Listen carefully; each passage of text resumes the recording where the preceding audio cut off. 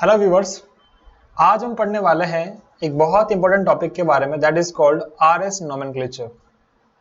Stereochemistry में RS nomenclature को हम कैसे आइडेंटिफाई करते हैं, कैसे हम पता लगाते हैं कि कौन सा आर होगा कौन सा एस होगा, डिफरेंट प्रोजेक्शन फॉर्मूलाज में हम कैसे चेक करते हैं वेदर इट इज आर और एस, उन सब के बारे में आज हम पढ़ने वाले हैं।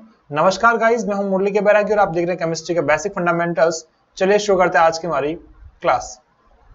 तो सबसे पहले यहाँ पे आरएस नोमेनक्लेचर के बारे में बात करेंगे हम यहाँ पे, और उसमें भी सबसे पहले हम बात करेंगे फिशर प्रोजेक्शन फार्मूला के बारे में कि फिशर प्रोजेक्शन फार्मूला में आप कैसे आरएस नोमेनक्लेचर करोगे।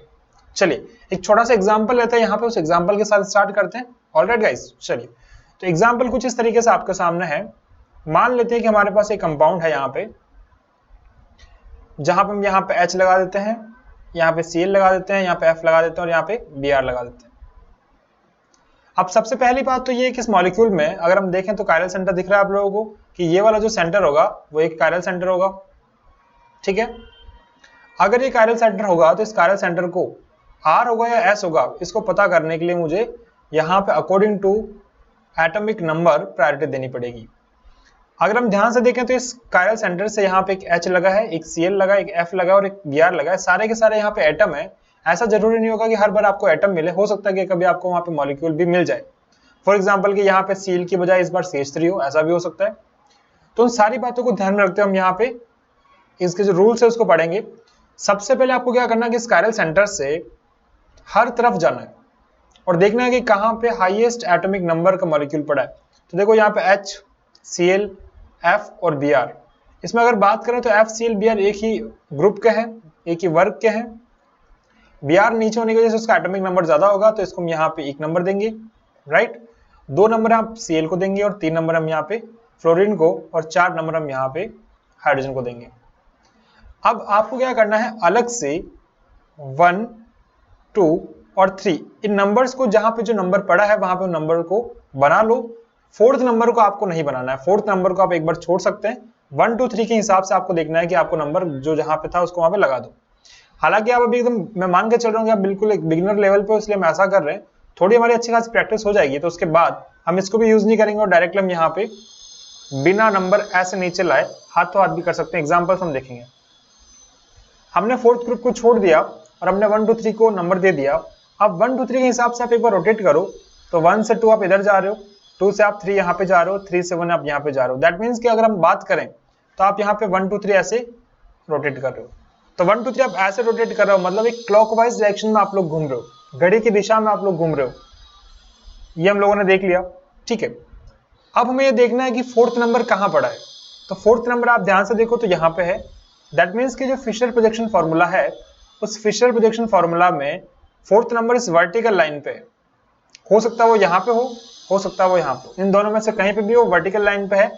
अगर 4th नंबर वर्टिकल लाइन पे हो और 1, 2, 3 क्लॉकवाइज हो तो उसको हम बोलते हैं क्लॉकवाइज 1, 2, 3 क्या होगा, आर कॉन्फ़िगरेशन होगा। उसको हम आर कॉन्फ़िगरेशन या आर विन्यास नाम देते हैं। सबसे इंपॉर्टेंट बात कि सबसे पहले चेक करो कि 4th ग्रुप, 4th समूह इस वर्टिकल लाइन पे फिशर में है या नहीं। अगर वर्टिकल लाइन पे है तो 1, 2, 3 क्लॉकवाइज क्या होगा, आर। सिर्फ इस एक बात को आपको ध्यान रखना है, बाकी सारी बातें इसको ऑटोमेटिकली आती जाएगी। कैसे?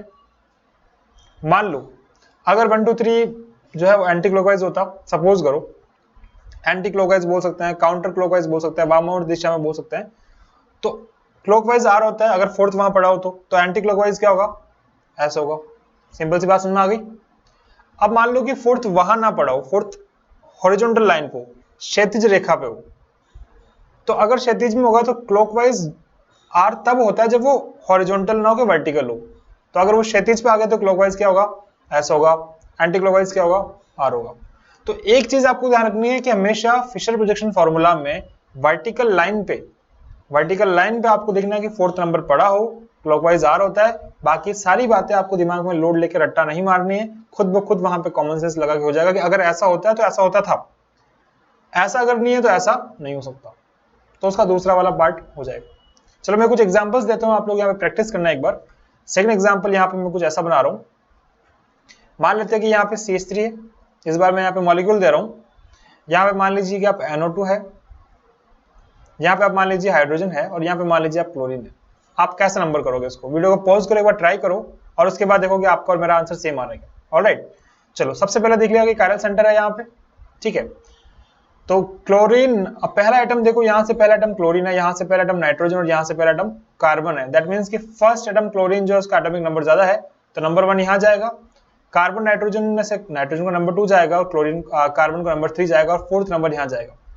1 2 3 आप देखो एक बार, तो 1 यहाँ पे है, 2 यहाँ पे है, 3 यहाँ पे, तो 1 से 2 आप यहाँ गए, 2 से 3 यहाँ पे गए, 3 से 1 यहाँ पे गए। दैट मीन्स कि आप इस बार घड़ी के विपरीत दिशा में घूम रहे हो, एंटी क्लॉकवाइज घूम रहे हो।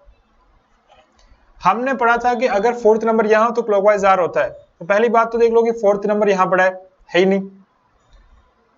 अगर फोर्थ नंबर यहाँ नहीं है तो देखो, अगर वहां होता फोर्थ नंबर वर्टिकल लाइन पे होता तो एंटी क्लॉकवाइज क्या होता, एस होता, बट यहाँ पे नहीं है, मतलब एंटी क्लॉकवाइज यहाँ पे क्या होगा, बोलो बोलो क्या होगा, आर कॉन्फिगरेशन होगा। क्या मेरी बात समझ में आ गई? कर सकते हो इस क्वेश्चन का, बहुत इजीली कर सकते हो। सिंपल सी बात है, दोबारा रिपीट कर रहा हूं कि आप देखोगे कि फोर्थ नंबर कहां पे है, हॉरिजॉन्टल लाइन पे है, तो क्लॉकवाइज आर तब होता था जब वो वर्टिकल लाइन पे हो, और एंटी क्लॉकवाइज एस होता था। अब यहाँ पे एंटी क्लॉकवाइज आ तो गया, लेकिन एस नहीं हो सकता बिकॉज ये हॉरिजॉन्टल लाइन पे पड़ा है, तो एस का उल्टा आर होगा, इसका आंसर हो जाएगा आर। तो इस तरीके से हम यहाँ पे आर एस कॉन्फिगरेशन बहुत इजीली निकाल सकते हैं हम किसी भी मॉलिक्यूल का जो फिशर प्रोजेक्शन फॉर्मूला में गिवन हो। ऑलराइट गाइस, चलिए मूव करते हैं आगे की तरफ। नेक्स्ट पार्ट हमारा यहाँ पे है, मान लो कि कोई मॉलिक्यूल जो फिशर की बजाय वेज डेस प्रोजेक्शन फॉर्मूला में गिवन हो। तो वेज डेस प्रोजेक्शन फॉर्मूला में गिवन हो, लेट सपोज वो कुछ इस तरीके से हो। यहाँ पे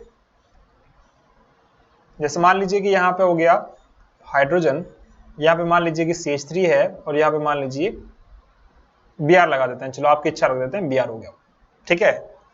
अब आप सबसे पहले क्या करो, नंबर लगा दो फटाफट, FCl Br, यानी कि नंबर 1 यहाँ पे हो जाएगा, नंबर 2 यहाँ पे हो जाएगा, नंबर 3 यहाँ पे हो जाएगा और नंबर 4 यहाँ पे हो जाएगा। चलो अब देखो कि 1 2 3 क्या होगा। अब थोड़ी सी हम एडवांस लेवल पे करेंगे, हम नंबर को नीचे नहीं ला रहे, हम देख रहे हैं कि 1 से 2 यहाँ पे गया, 2 से 3 यहाँ पे गया, मतलब इस तरीके से घूम रहा है, यानी कि ये एंटी क्लॉकवाइज चल रहा है। तो गाइस वेज डेस प्रोजेक्शन फॉर्मूला में पहले तो आपको पता होना चाहिए कि जो मैं ये ऐसा बनाता हूँ वेज टाइप का, जिसमें मैं यहाँ पे ये पूरा ब्लैक होता है, ब्लैकिश पार्ट होता है ये वाला। जैसे मान लीजिए एक फॉर्मूला हम बनाते हैं, तो उस फॉर्मूला में ऐसे एक ट्राइंगल टाइप का बना होता है और पूरा वो ब्लैकिश होता है, और एक यहाँ पे ऐसे डैश डैश बना होता है, तो इसे हम बोलते हैं डैश, राइट, और इसे हम बोलते हैं वेज, ठीक है। तो डैश पे, हाँ अब देखो क्या होता है, वहां पे क्या था कि फोर्थ ग्रुप अगर वर्टिकल लाइन पे है तो clockwise R, anticlockwise S. यहां पे अगर फोर्थ ग्रुप डैश पे हो, फोर्थ ग्रुप अगर डैश पे हो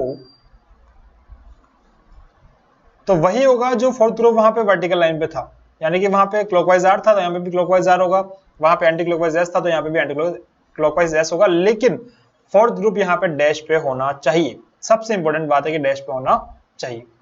अब आप चेक कर लो एक बार, हमारा क्या आया था, यहाँ पे एंटी क्लॉकवाइज आया था, मतलब ये क्या हो जाएगा, एस कॉन्फिगरेशन।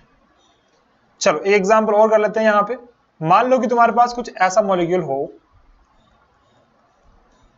FCl Br और I, फटाफट नंबर लगाओ। तो नंबर 1 यहाँ जाएगा, नंबर 2 यहाँ जाएगा, नंबर 3 यहाँ जाएगा, नंबर 4 यहाँ जाएगा। चलो जी, FCl Br I एक ही ग्रुप के हैं, तो नंबर करोगे तो F का सबसे नंबर कम होगा।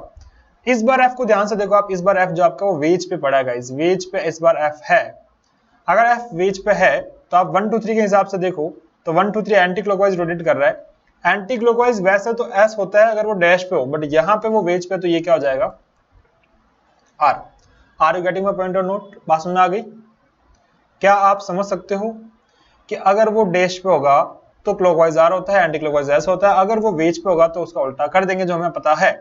तो आप देखोगे यहाँ पे तो 1 2 3 यहाँ पे जो है वो 1 2 3 एंटी क्लॉकवाइज है, एंटी क्लॉकवाइज एस होता अगर वो डैश पे होता तो, बट यहाँ पे तो वो वेज पे निकला, तो ये आर हो जाएगा।